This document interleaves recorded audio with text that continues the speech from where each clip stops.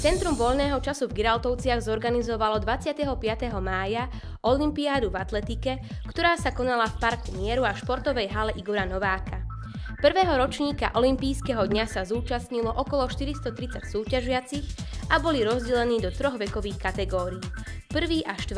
ročník základných škôl, 5. až 9. ročník základných škôl a poslednou kategóriou bola kategória stredných škôl. V najmladšej vekovej kategórii sa súťažilo v rôznych zaujímavých súťažiach, ako napríklad zhadzovanie plechoviek, prekážkový beh s tenisovou loptičkou na lyžici, skok vo vreci a mnohé ďalšie.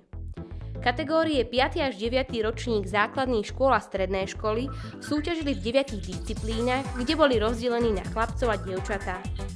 Disciplínami boli beh na 100 metrov, 800 metrov a 1500 metrov, hod diskom a oštepom, vrch granátom a guľou, skok do výšky a skok do diaľky. Atmosféra na olympijskom dni bola skvelá, súťažiaci sa snažili podať čo najlepšie výkony a prijalo im aj slnečné počasie. Bližšie informácie o olympiáde v atletike sa dozviete v rozhovore s koordinátorom súťaže a jedným z hlavných rozhodcov na stanovišti. Pri mikrofóne TV Centrum jeden z koordinátorov dnešného olympijského dňa, pán Stanislav Tomko, ktorý nám zhodnotí a približí, ako prebiehal dnešný deň. Dnešný prvý ročník olympijského dňa v Giraltovciach prebiehal na niektorých športoviskách viacerých, a to 1-4 ročníky, kde ich bolo vyše 280 žiakov, potom stredoškoláci ich bolo vyše 70 a 5. a 9. ročník ich bolo asi vyše 50. Čiže spolu môžeme konštatovať, že športovcov dnes súťažilo minimálne 430. Prebiehali tu také štandardné atletické disciplíny, ako bol hodoštepom, ale ja som si všimol, že pri najmenších to boli aj iné také možno zábavnejšie formy. Práve takéto zábavnejšie formy bolo pre ročníky 1 a 4 a to oni mali disciplíny ako skok vo vreci, mali tam pingpongovú loptičku, určitú vzdialenosť. Asi 7 alebo 8 disciplín tam bolo. Takže vaše celkové hodnotenie dnešného dňa? Celkové hodnotenie podľa mňa je vynikajúce, pretože oproti včerajšku, čo pršalo, dnes aj slniečko, aj všetci tí hore pri nás stáli, pretože dnes je krásne počasie na to, že súťažiaci mohli v pohode štartovať vo všetkých disciplínach, nebol dážď a myslím si, že si odnesli krásne a dobré pocity z dnešného športového dňa. Ďakujeme pekne. Nachádzame sa na jednom zo stanovíšť, na ktorom je hlavným rozhodcom pán Viktor Iško, ktorý nám predstaví, čo sa na tomto stanovišti robí, ako to celé prebieha. Dobrý deň, takže my sa nachádzame na stanovišti, kde je súťaž vrch guľov a hod granátom. Je to súťaž, ktorá pozostáva z kategórie dievčat a z kategórie chlapcov.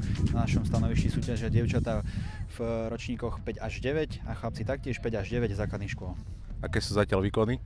No, výkony sú fantastické, sám som prekvapený, na základnej škole myslím, že ani ja som toľko nehodil. Máme tu najvyšší, respektíve taký najväčší hod, ktorý doposiaľ slečna Alexandra Vaňková hodila krásnych 18 metrov s granátom, takže si myslím, že je to celkom pekný hod.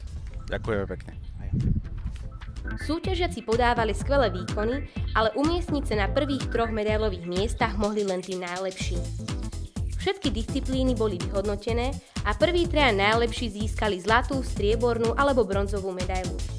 Umiestnenie jednotlivých súťažiacich nájdete vo výsledkovej listine na stránke www.cvcgiraltovce.sk.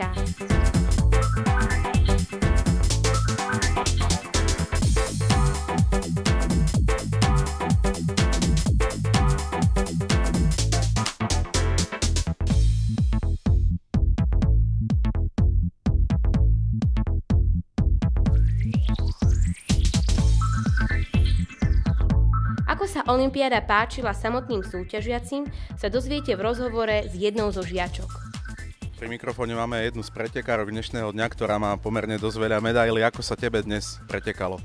No myslím, že to bolo fajn, ale mala som svalovku, čiže niektoré disciplíny, ktoré som chcela ja, som neurobila a tie, ktoré som nečakala, že v nich uspejem, tak tie som urobila dobre. Pretekala si už niekedy v podobných disciplínach, alebo to bola pre teba premiéra?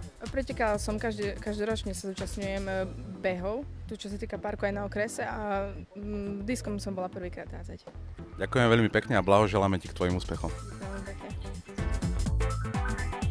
Všetci účastníci olympiády v atletike boli spokojní so súťažou a my sa tešíme z vydarenej akcie a veríme, že sa na olympiáde stretneme opäť v budúcnosti a súboje o umiestnenia budú ešte napínavejšie.